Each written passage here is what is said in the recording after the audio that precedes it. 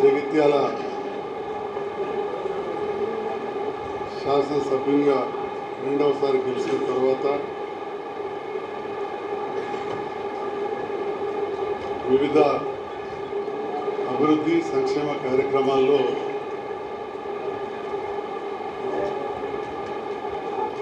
పాల్గొంటున్న సందర్భంలో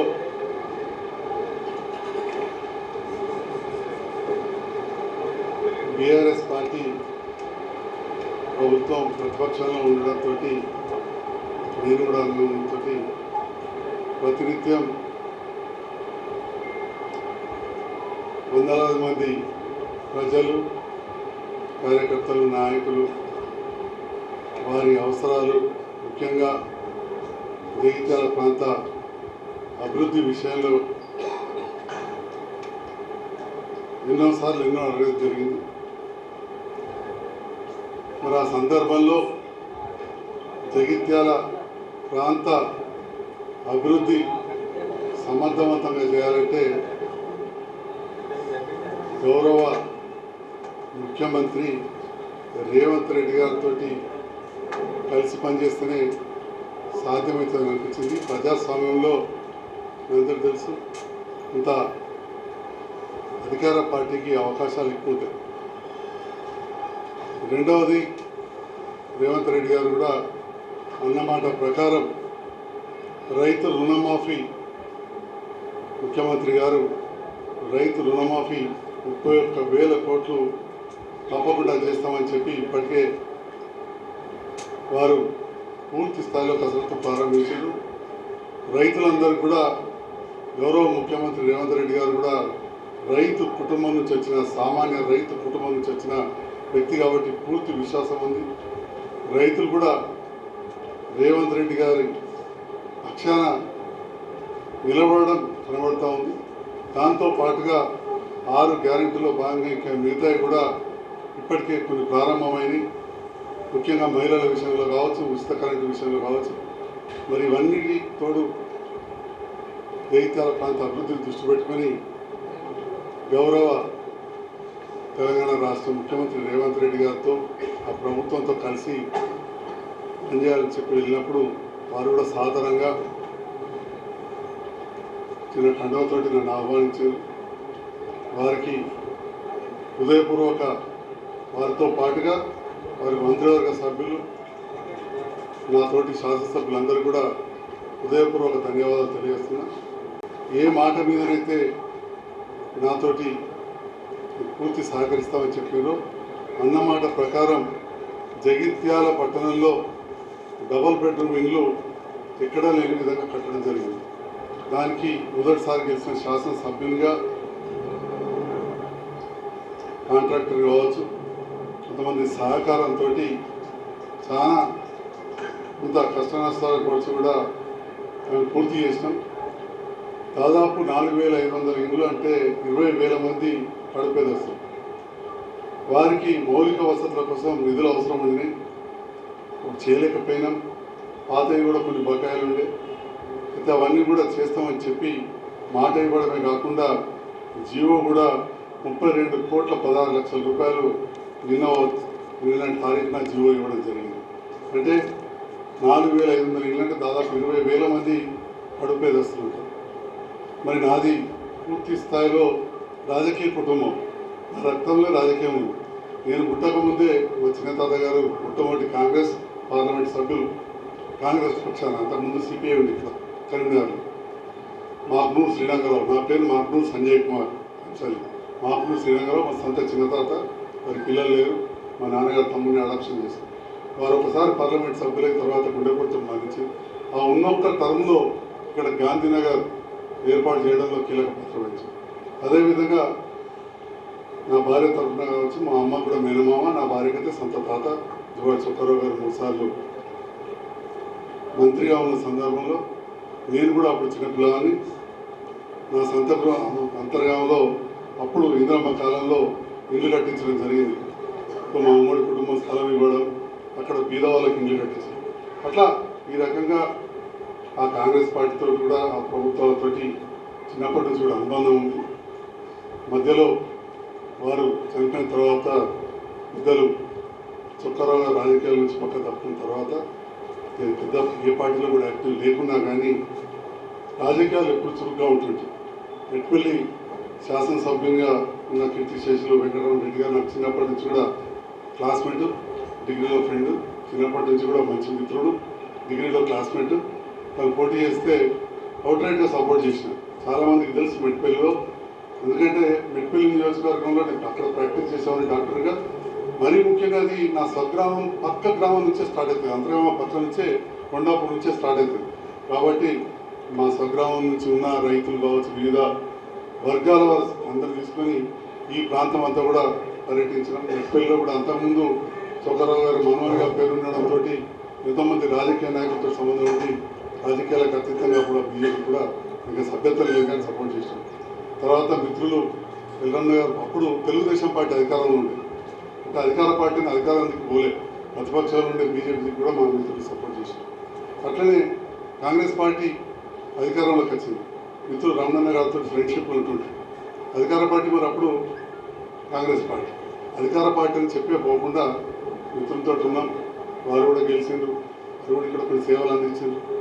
తర్వాత 14లో కవితమ్మ గారు నన్ను ప్రోత్సహించి రాజకీయాలకు తీసుకొచ్చారు. నేను వచ్చిన సందర్భంలో అసలు కౌన్సిలర్లు లేరు, అభ్యర్థులు ఇక్కడ ఎంపీటీసీలు లేరు. ఆ విషయం మీ పాత్రికేయులు అందరూ తెలుసు. ఈ జిల్లా మొత్తంలో అసలు ఒక్క మండలం కూడా గెలవని పరిస్థితి, అత్యంత తక్కువ కౌన్సిలర్లు గెలిచిన పరిస్థితి ఎక్కడ ఉందంటే 2014లో జగిత్యాల. వాళ్ళంతా నామినేషన్స్ అయిపోయిన తర్వాత ఎలక్షన్స్ జరిగే టైంలో నేను బీఆర్ఎస్ పార్టీలో కలిసి పోటీ చేసి చాలా తక్కువతో ఓడిపోయాను, చాలా తక్కువ. తర్వాత ఓడిపోయినా కానీ వెనుదిరిగి చూడకుండా ఏ మాట కామాట 100 సార్లు చెప్పిన, ఈనాడు కూడా చెప్తా ఉన్నా, కవితమ్మ గారి ప్రోత్సాహంతో పార్టీని బలోపేతం చేసినాం. పూర్తి స్థాయిలో మంచి విజయాన్ని సాధించినాం. ఆ విజయాన్ని సాధించినాక కరోనా వచ్చి కొంత ఇబ్బందులని, కవితమ్మ గారు కూడా ఓడిపోయి ఉన్నారు. సో 2 రకాల ఇబ్బందులు, అటు కవితమ్మ గారు ఓడిపోయే ఇబ్బంది, నాకు ఆ పార్టీలో పెద్ద అనుకున్నంత పరిచయాలు లేకుండే. ఎందుకంటే రాగానే ఎలక్షన్లు కానీ ఓడిపోయినాం. నేను జగిత్యాలనే వైద్య వృత్తిలో వండుకుంటూ కవితమ్మ గారి సహకారంతో కొన్ని పనులు చేసినాం, ముఖ్యమంత్రి గారి సహకారంతో. తర్వాత కరోనా వచ్చింది, అటు కవితమ్మ గారు ఓడిపోవడం, ఇటు కరోనా రావడం. దాదాపు 2.5 సంవత్సరాలు ఆ రకంగా పోయిన తర్వాత మళ్ళీ ఆ పాత పథకాలు ఏవైతే ఉండినో అప్పుడు ప్రారంభించినామో కాంట్రాక్టర్లు అందరూ వదిలేసి వెళ్ళిపోయిన డబుల్ బెడ్రూమ్ ఇళ్ళు 2018లో కేటీఆర్ గారి ద్వారా ఇక్కడ శంకుస్థాపన చేసాం. అప్పుడు నేను ఎమ్మెల్యే కూడా కాదు, కవితమ్మ గారు పార్లమెంట్ సభ్యులు. ఆ కాంట్రాక్టర్ 3 సంవత్సరాలు వదిలి వెళ్ళిపోతే మా కుటుంబ సభ్యులకు మిత్రులైన కాంట్రాక్టర్ని తీసుకొచ్చి 4000 ఇండ్లు నిర్మాణం చేసినాం. ఒక జగిత్యాల ఒక్క డబుల్ బెడ్రూమ్ ఇల్లు కట్టాలంటే ఎంత కష్టం మీకు తెలుసు. ఎన్నో నియోజకవర్గాల్లో 200, 300 కూడా కట్టలేకపోయిన పరిస్థితులు ఉన్నాయి. ఇక్కడ అదేవిధంగా నిరంతరం ప్రజల మధ్య నుండి పల్లె నిద్ర అంటే చేసుకుంటూ ప్రజల మధ్యలో నిరంతరం అందుబాటులో ఉండడంతో చుట్టుపక్కల నియోజకవర్గాల్లో కొంత ప్రతికూల పరిస్థితులు ఏర్పడి బీఆర్ఎస్ పార్టీ శాసనసభ్యులు ఓడిపోయినా ఇక్కడ నన్ను గెలిపించింది. నా మంత్రిగా కూడా నిరంతరం ప్రజల మధ్యలో ఉంది.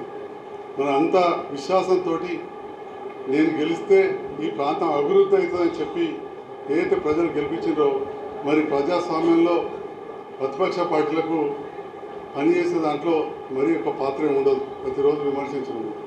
మరి కొంత పని చేయాలి, ఈ ప్రాంతం అభివృద్ధి చేయాలి అని చెప్పి ఆలోచన చేసి గౌరవ ముఖ్యమంత్రి గారిని కలవడం, కొందరు మంత్రులు కలవడం, వారు కలిసి పనిచేద్దామని చెప్పడంతో నేను గౌరవ ముఖ్యమంత్రి గారితో కలిసి పనిచేయడం జరుగుతోంది. ఇదే విషయాన్ని మీ మీడియా ద్వారా మరొకసారి తెలియజేయాలని చెప్పి ఈరోజు ఈ పత్రికా సమావేశం పెట్టాం. నిన్న గౌరవ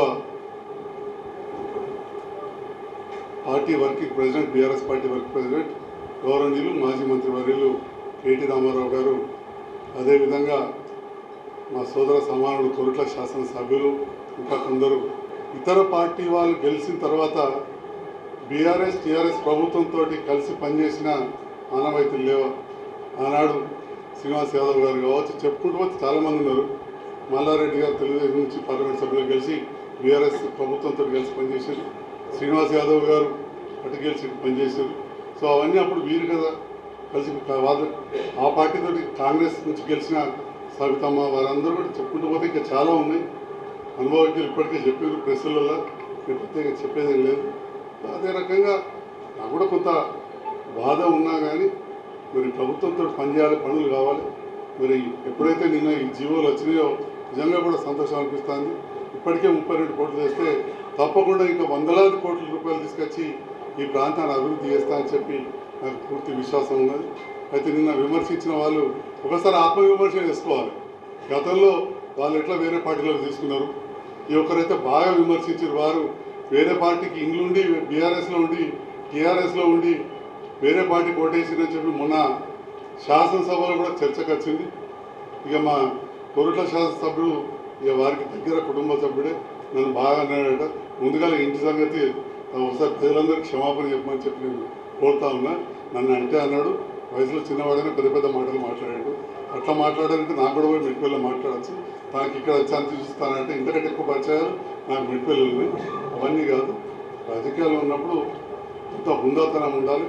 ఏదైనా మాట్లాడినప్పుడు మరి మనం ఏం చేసామని చెప్పి కూడా ఆలోచించుకోవాలని చెప్పి నేను నిన్న ఇక్కడ మా వేదిక పైన ఉన్న కేటీఆర్ గారి మీటింగ్ జగిత్యాలు ఏర్పాటు చేసి ఏకంగా నన్ను విమర్శించి నేను రేవంత్ రెడ్డి గారి ప్రభుత్వంతో కలిసి పనిచేస్తా అని చెప్పి ఇట్లా వార్త వచ్చిందో లేదో రకరకాలుగా నన్ను నిందించిన వాళ్ళు ఫస్ట్ ఆత్మవిమర్శ చేసుకోవాలని చెప్పి మరోసారి తెలియజేస్తూ జగిత్యాల నియోజకవర్గ అభివృద్ధే నా లక్ష్యం, అంతే తప్ప వేరే కాదు. దానికోసమే పనిచేయడం జరుగుతుందని చెప్పి నేను జగిత్యాల ప్రజలకు తెలియజేస్తున్నా. వేరేది కొందరు ఆర్థిక విషయంలో మాట్లాడినారు అక్కడ ఇక్కడ గ్రూపులలో, నిన్న మరి మాట్లాడిందో లేదు తెలియదు. ఆర్థికంగా చూసుకుంటే నాకున్న బతికి ఒక 50 కుటుంబాలు సాధగలుగుతాను ఖాళీ హాస్పిటల్లో కూర్చుంటే ఎనీ టైం. కాబట్టి నా కుటుంబాన్ని నేను చదువుకోవడానికి ఎవరికో లాలించబడాల్సిన అవసరం లేదని చెప్పి కూడా ఇక్కడ ఉన్న మీడియా మిత్రులకు, చాలామంది మీ మీడియా మిత్రులంతా జగిత్యాల కరీంనగర్ ప్రాంత వాస్తవ్యులు కాబట్టి మీకు కూడా అన్ని విషయాలు తెలుసు. కాబట్టి ఈ సందర్భంలో తెలియజేస్తూ నా కుటుంబాన్ని సాధుకోవడానికి ఇంకో ప్రభుత్వం ఎక్కువ పోవాల్సిన అవసరం లేదు. నేనే ఒక 50 కుటుంబాలు, మా ఉన్నొక్క అమ్మాయి, మా అల్లుడి కుటుంబం ఇంకో 50 కుటుంబాలను సాధే అంత కెపాసిటీ ఉంది సామాన్యుడిగా. ఎప్పుడు కూడా నేను చాలా లో ప్రొఫైల్ మెయింటైన్ చేస్తా, సామాన్య జీవితమే గడుపుతా. పెద్ద ఏదో బెంచ్ కార్లో తిరగాలనో ఎన్నో తిరగాలని కూడా లేదు. కాబట్టి నాకున్న దానికి కంఫర్టబుల్గా ఉన్నాం. ఇప్పుడు ప్రత్యేకంగా నేను రేవంత్ రెడ్డి గారిని కలవడం, పొంగులేటి శ్రీనివాసరెడ్డి గారు కావచ్చు, మాజీ మంత్రివర్యులు, చాలా చాలా సీనియర్ నాయకులు, మాజీ ఆరోగ్య శాఖ ఇరిగేషన్ మంత్రి సురేష్ రెడ్డి గారు, ప్రభుత్వ సలహాదారు వేలు నరేందర్ రెడ్డి గారు, వీరందరితో కూడా చర్చించి చూడడం జరిగింది. నేను చాలామంది మంత్రులు కూడా కలిసాం. ప్రభాకర్ గారిని, శ్రీధర్బాబు గారిని, షబీర్ అలీ గారిని, ఉప ముఖ్యమంత్రి గారిని, ఇంకా కూడా మిగతా మంత్రులను కూడా తప్పకుండా కలుస్తాం. కొండ సురేఖ గారిని కూడా కలిసి అందరు సహకారం కోరాం. ఇంకా చాలామందిని అందరినీ కలిసి రేపు తప్పకుండా ఈ ప్రాంత అభివృద్ధి ధ్యేయంగా మేము పనిచేస్తా అని చెప్పి కూడా తెలియజేస్తుంది. థ్యాంక్ యూ అనండి. అవసరం లేదు, నేనే 50 కుటుంబాలు సామాన్య కుటుంబాలు సహాయపడతాం. నేను మాట్లాడేటోళ్ళకు విజ్ఞత ఉండాలి. నేనేంది వారేంది తెలుసుకోవాలి. వాళ్ళ అమ్మగారు మా అమ్మగారు ఒకటే మండలం, నా భార్యది వాళ్ళ అమ్మగారిది. అక్కడ ఆ మండలంలో కూడా బోయినపల్లి మండలంలో కూడా ఏ స్థాయిలో ఉన్నామో అందరూ తెలుసు.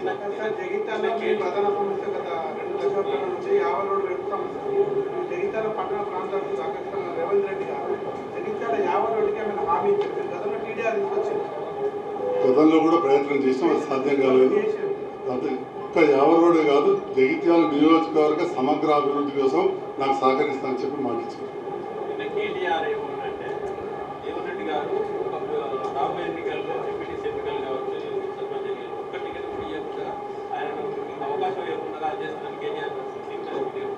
పెద్దలు జీవన్ రెడ్డి గారు నాకు చిన్నప్పటి నుంచి కూడా తెలుసు.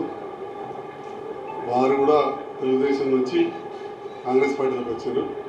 వచ్చినప్పుడు వారికంటే చాలా సీనియర్ నాయకులు నా దగ్గర బంధువు. వారికి కూడా నేను ఓటేసినా అని చెప్పి ఇదివరకు ఒకనాడు ఒక మీటింగ్లో చెప్పిన, మీ కెమెరాలలో బంధించబడి ఉంటుంది లోకల్ ఛానల్ ఖచ్చితంగా, ఇదివరకే చెప్పిన నేను. సో వారికి నాకు వ్యక్తిగతం లేదు. కొంత పిసిసి సమాచారం ఇవ్వడంలో లోపం జరిగిందని చెప్పి పెద్దలు చెప్పారు. దాన్ని వారు పెద్ద మనసుతో అర్థం చేసుకుంటారని భావిస్తున్నా. ఖచ్చితంగా కలిసి పనిచేస్తాం. పెద్ద విషయం లేదు. కాంగ్రెస్ పార్టీలో ఉన్న ఈ స్థానిక నాయకులు అందరూ కూడా నాకు బాగా తెలిసిన వాళ్ళు. అందులో ఒకరిద్దరు ఏదో మాట్లాడినట్టు ఏదో కేసులో కానీ నేను ఎవ్వరి మీద కూడా కక్ష సాధింపు చర్యలు అనేది ఏనాడో తీసుకోను కూడా. మరిన్ని వీడియోస్ కోసం ఛానల్ ని సబ్స్క్రైబ్ చేయండి. లేటెస్ట్ అప్డేట్స్ కోసం వాట్సాప్ ఛానల్ ని ఫాలో చేయండి. అండ్ లింక్ డిస్క్రిప్షన్ లో ఉంది.